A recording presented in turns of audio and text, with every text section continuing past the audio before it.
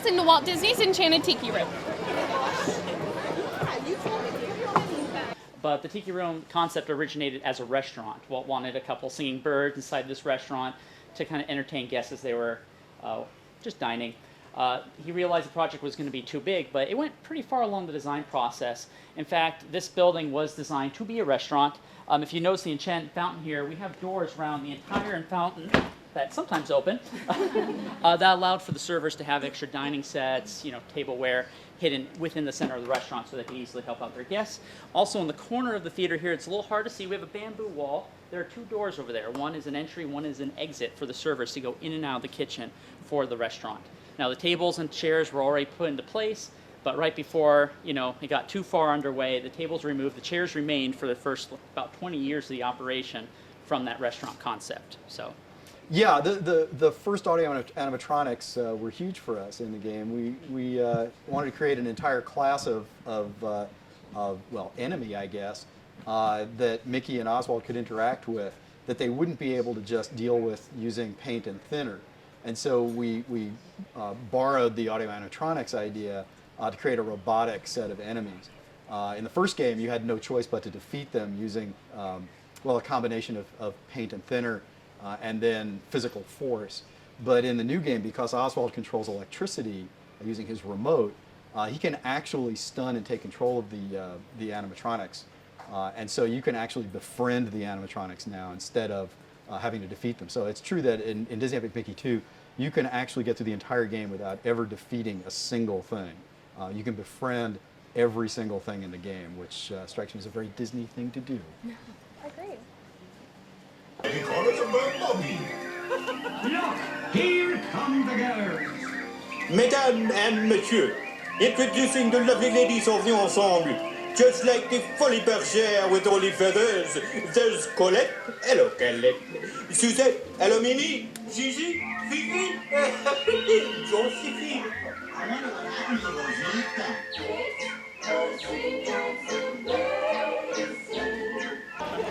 So our next stop here at the Jungle Cruise is one of our opening day attractions, one of the most anticipated attractions on opening day.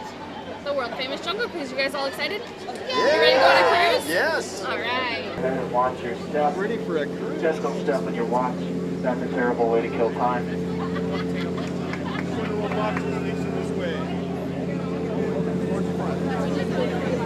Wave goodbye again.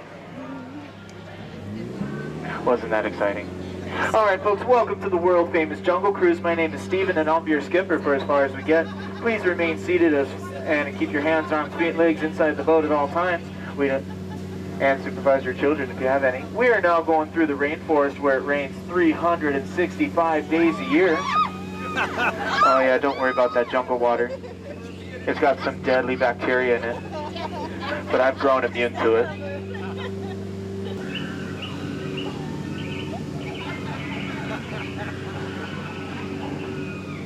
We have just turned down the Great Nile River of Africa. And if you don't believe me, you're probably in denial. And if you look to the left of the boat, you can tell by its huge ears and tusks that that's the great African bull elephant, the world's largest land animal. And over here to the left, that's Trader Sam. He's the head salesman of the jungle. Business has been shrinking lately, so today he has a special. 2 of his heads for 1 of yours. No matter how you slice it, you always come out ahead. And that's his best friend Ellie right there. He says he got her for her personality. I think he got her for her trunk space. If you'll please do me the honor of ringing the doorbell. Just twist it. And welcome to Walt Disney's private apartment. Come on in and take a seat. Welcome to Walt Disney's private apartment. Come on in. Welcome to Walt Disney's private apartment. Please watch your step. Welcome to Walt Disney's private apartment. Please watch your step. Please watch your step. Welcome to Walt Disney's private apartment. So how many first-timers do we have here at Walt Disney's private apartment? How many of you are excited to be in Walt Disney's private apartment? Absolutely. That is the response that we'd like to have. And I'd just like to take another moment to welcome you to Walt Disney's private apartment, one of the most exclusive places in the entire Walt Disney Company. And we're so honored to have all of you here in this very private space. One of the first things that you'll notice is that it's pretty small. It's about 500 square feet. And this is about the large portion of the apartment that you see here. It was helped designed by the set decorator Emil Curry, and Courtney will share a little bit more about him as you walk down Main Street, USA. But he was one of our interior set decorators, and he designed sets for Mary Poppins and 20,000 Leagues Under the Sea. Now, when he worked on this apartment, you'll notice that even though it was built in the 1950s, it has that exact same feeling of that Victorian era, just like it does on Main Street, USA. And this was never intended to open to the public, but Walt Disney knew that those specific details were exactly what's going to make the Disney theme park unique and unlike anywhere else in the entire world. So from here, you'll see all of those deep roses, a theme that Lillian personally loved. As you can see it in the carpet, you might be able to see it etched in some of the chairs, as well as some of the teacups that you might see all scattered throughout the apartment, making this a very intimate and private spot. You'll also notice that there aren't any beds, and believe it or not, these two are fold-out couches that pull out into twin beds, so therefore they'd be able to sleep here. Lillian slept on this bed right here, and Walt Disney slept right here. And originally you would know the difference between the two because they had their mothers actually on the portraits directly above. Those have since been donated to the Disney family, but we still have some pictures that are very near and dear to the entire Walt Disney Company. The first one I'd like to share with you is going to be on right here, Walt Disney standing on Main Street, USA. He's standing underneath the Elias Contracting Company window, and in just a few minutes, Courtney will show you right where that's at, so you'll be able to see that. Right over here above Walt Disney's bed, you'll see him rehearsing for the opening day speech right here, just down here in Town Square. One of the first things he wanted to have here in his Mickey Mouse Park, as we say, was a railroad that encompassed the entire area. He then had a monorail, as well as had the horse-drawn and the horseless carriages. Now remember in the 1950s and 1960s, Walt Disney was a huge celebrity. And so many people wanted to be able to see him at his original Magic Kingdom. But he would be stopped for photographs and autographs very frequently, so it was sometimes difficult for him to navigate throughout the parks. So, being the creative entrepreneur that he is, there's a certain time of the day that has a large amount of people lying down the sides, perhaps a certain route. What do you think? The parade, right? So if you look at this portrait right here with his granddaughters, it's the holiday time. You can see with that, and you'll notice that he's going down the street, being able to wave at everyone just before the parade steps off, so that way they could see Walt Disney right here. In fact, he also sometimes liked to invite different celebrities and dignitaries along the way. And Julie Andrews recalls just before she was asked to sign to play the role of Mary Poppins, Walt Disney took her in the electric car, and she said that he was a twinkly person who was just simply ecstatic to see all of the people here. Now, another picture that we have here I'd like to direct your attention to is going to be right over here, and that's Lillian and Walt staged right in front of the castle. And again, one of the electric vehicles. Now, Walt Disney always wanted to make sure that Lillian would be comfortable because, after all, this was her home as well. And here in his private apartment, he wanted to make sure she had special gifts as well. And so the first one I'd like to share with you is going to be right on the other side. It's going to be our Regina music box. Now, what that was dates back all the way to the 1890s. They had large metal cylinders that would get lowered up or down into the actual box, and it would play chimes and different music. And they believed that the Regina was a very successful and didn't need to change very much. Well, Walt Disney once said we always had to keep moving forward, and the Edison decided that, well, they need to keep moving forward, and they developed the Edison phonograph, as you can see right here, one of our other very rare collections. And rather than having that very large cylinders being rotated through that can only store about 6 of those per actual box, these had small wax cylinders, and therefore they can be rotated out. And we actually have about 26 of those original ones still in the apartment today that we keep as our collection. You might notice the Tom and Jerry set right there. Now, how many of you thought of the classic cartoon Cat and Mouse? A few people? Well, believe it or not, it was a Victorian time, in the turn of the 19th century, Yuletide beverage that featured eggnog, milk, sugars, and spirits that was served warm during the holiday season. So just in case they wanted to entertain any families or friends. Yeah, sure. Yeah, absolutely. And you're going to be able to see some other portions of it in just a moment. Ooh, and don't worry, ready for the Oz, all right? Ah, well, don't worry, we'll rotate through it. We'll let everyone get a moment to see it. It is a large group, don't worry. But in here you can see some of the original china that Lillian had collected, as well as directly below it there is a grilled cheese maker. Remember though, even though Walt Disney was hugely successful, he was a very simple man, and sometimes some of his favorite treats were grilled cheese and cornbread and chili, and we still to this day serve chili on Main Street, USA in his honor. Now there's one last thing that I would like to direct your attention to before we conclude this area, and I'm sure several of you who have come into the park as guests before might have seen it in another way, and that is going to be the lamp that's directly behind us right here. Now when Walt Disney was building Disneyland Park, and he spent several times after the park had opened, guests and customers would know that Walt Disney was here because that light would be on. In fact, it would be 4 o'clock in the morning and that light would be on, and customers, especially at that time, would know that Walt Disney was here and need to be on his best regards. Now, since Walt Disney's passing in 1966, we've kept that light on 365 days a year, 24 hours a day, 7 days a week. So all of our guests and all of our customers still know that right here, this is Walt Disney's original Magic Kingdom, and we keep his inspiration alive in all of us. And not only is it in our customers here, but it's also our guests, because our guests are what make our magic come in. In fact, our grandchild, one of Walt's grandchildren, Christopher, had said, you know, look at this place. He loved being able to come in here and spend the night at Disneyland without anyone here. And he would look at his father and say, this is a dream come true. And Walt would turn to him and say, wait till the people get here. That's when the magic really happens. In fact, it was opening day, July 17th, 1955, and Walt Disney was standing right here. And Sharon Baird, who was an original Musketeer, had the opportunity to be here in the apartment as the first guests were being allowed into the park. And Walt Disney was standing right here with his hands behind his back, and he was looking out the window. And as he was looking, Sharon Baird had the opportunity to look and see that he had a lump in his throat and a tear fell down his face. And at her young age of 12, she didn't understand what that meant. But looking back on it, she said it's probably the only time that she was able to see a man's inspiration and hopes and dreams come to life. And that's the inspiration that we'd like to leave you with. It's looking out this window and seeing that lamp. That wherever you go, you're going to have your own inspiration for you. So as we leave the apartment here, Amanda and Courtney would like to hand out a Walt lamp pin for you as well to take with you. So that way you can have all of your own inspirations. Thank you all so much for coming to the apartment. We are going to head up Main Street just a tiny ways. I'm going to tell you a little bit of history about our park and about some of our most beloved contributors to the park. So the design of Main Street and the entrance is actually designed after a theater.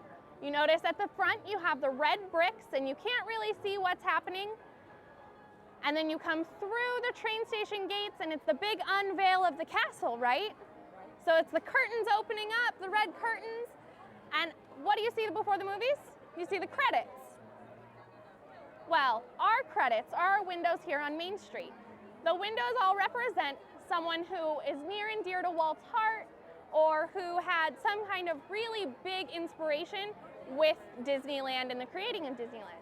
This is a really important place for the Disney Epic Mickey games as well. Just as Walt wanted to recreate part of his childhood, we wanted to recreate part of his park. Wasteland is a world that no player had ever visited, and so no player really cared about. Why would they want to save it?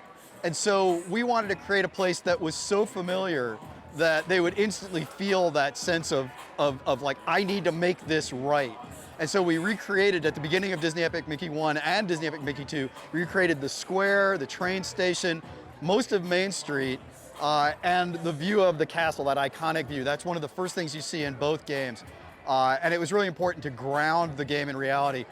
We built things as accurately as we could. We even got elevations that had accurate architectural detail, accurate colors. We built everything as accurately as we could.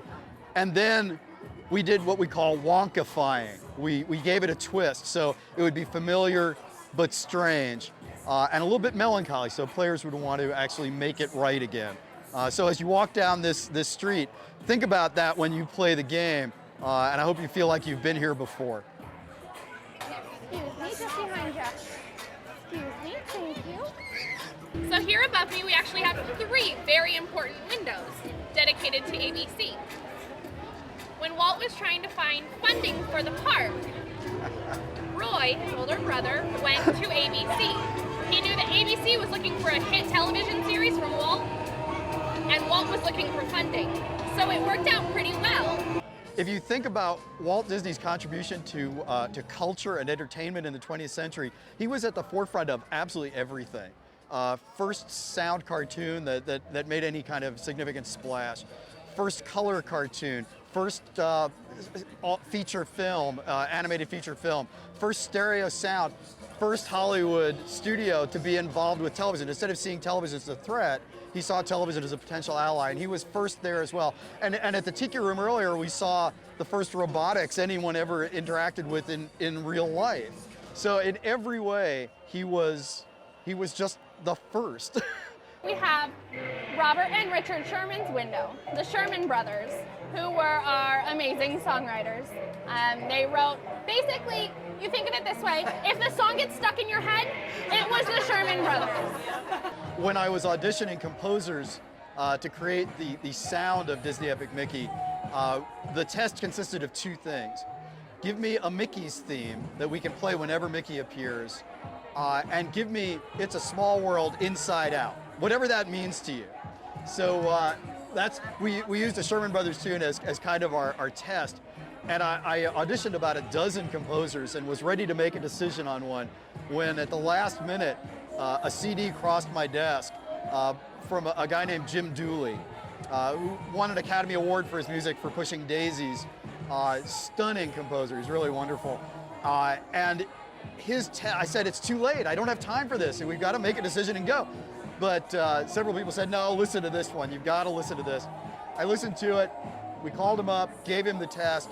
24 hours later, we got back his version of Small World Inside Out and his version of a Mickey's theme. In fact, his version of Mickey's theme, his audition tape, I guess, is what you hear over our closing credits in the game now. It was so wonderful. And he now and a lyricist named Mike Himmelstein actually composed all of the songs for Disney Epic Mickey 2. So now we're trying to follow in the footsteps of Walt Disney and the Sherman Brothers and actually create songs as part of the gaming experience. One more thing, the cast member window over there. Walt said that the magic really happens when the public shows up. That's nowhere more true than for us when we're making a game. Until players actually show up in our world, in our wasteland, nothing happens. The story doesn't take place.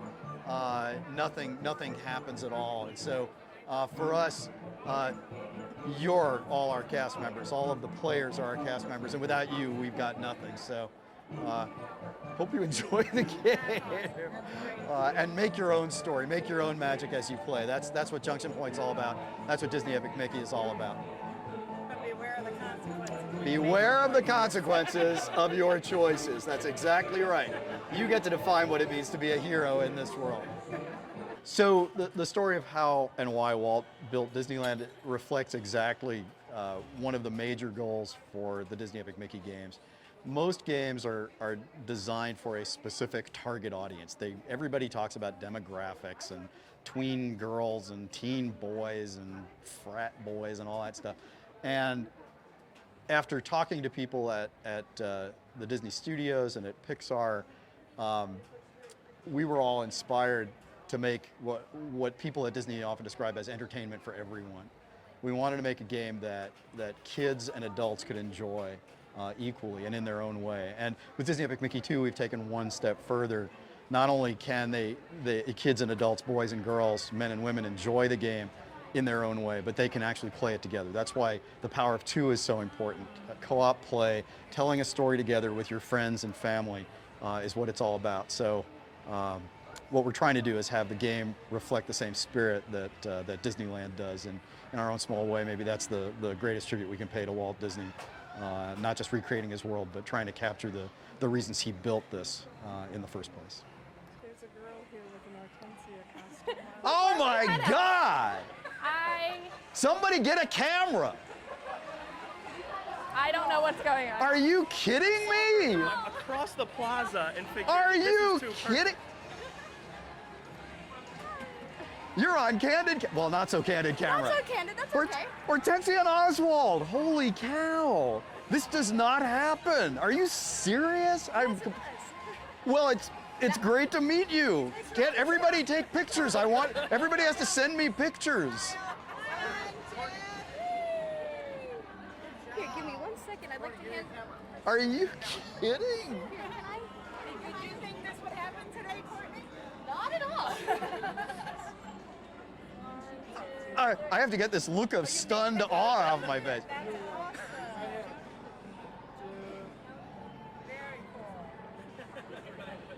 Holy cow. Wait a minute. Hold on. I just realized. Yeah, hold on. Wait a minute. Somebody do it. Here, wait a minute. One more.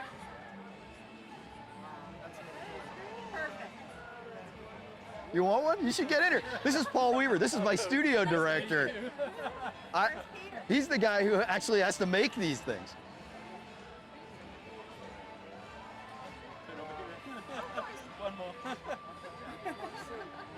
Thank you so much for letting me share with you a little bit of my passion and my love for this magical place, Walt Disney's original Magic Kingdom, the only one he ever walked in.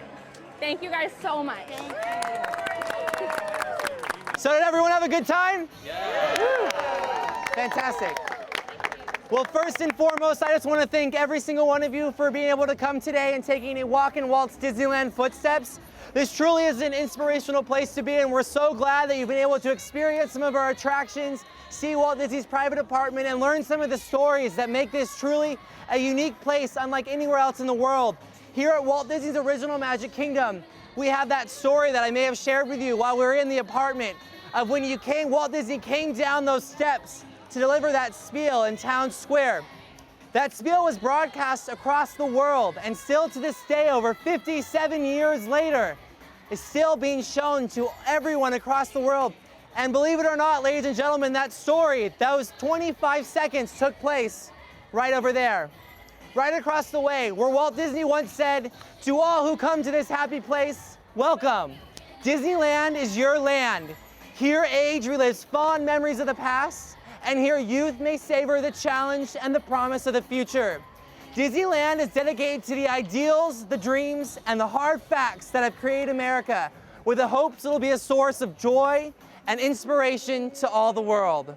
And remember that, wherever your journeys may take you, as you have that lamp as that inspiration, that you have that. If you can dream it, you can do it. You're gonna keep moving forward, opening new doors and doing new things. As you can see, as Epic Mickey 2 launches November 18th, right? Woo!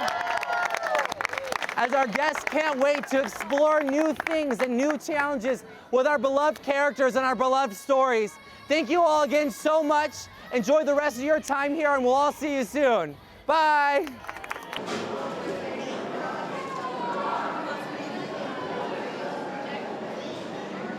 So I just want to thank everybody for coming today and for helping to make this such an amazing day for me. I hope for all of you as well. We got to walk in Walt's footsteps today. We got really cool pins. We're eating at Club 33. I hope you all realize how special this is. And we have a really special treat. Okay, we're going to hear a little bit about the park and about this place from one of my favorite people at Disney. This is Stacia Martin right here, amazing Disney sketch artist, and a woman who I have never once stumped on any aspect of Disney history, he said, putting her right on the spot.